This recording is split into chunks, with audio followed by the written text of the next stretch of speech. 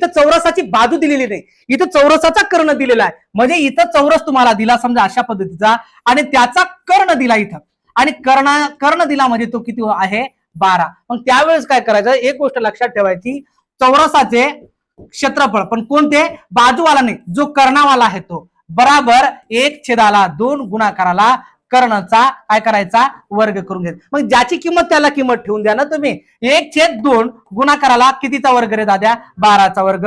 1/2 गुणाकाराला 12चा वर्ग म्हणजे किती रे, 144. बे 1 बे, बे 7 14, बे 2 4 बराबर असणार आहे 72. म्हणजे 72 चौरस सेंटीमीटर हे तुमचं असणार आहे उत्तर. पण कशाचा, चौरस क्षेत्रफळ केव्हा, पण ज्या वेळेस कर्ण दिलेला असेल तेव्हा. पण चौरस क्षेत्रफळ जर तुम्हाला विचारलं ना फक्त आणि बाजू असेल दिल तर मग बाजूचा वर्ग करायचा आणि दुसऱ्याच उत्तर मला कमेंट्स करून तुम्ही सांगायचं. आवडलं तर नक्की फॉलो आणि सबस्क्राईब करा. चला धन्यवाद.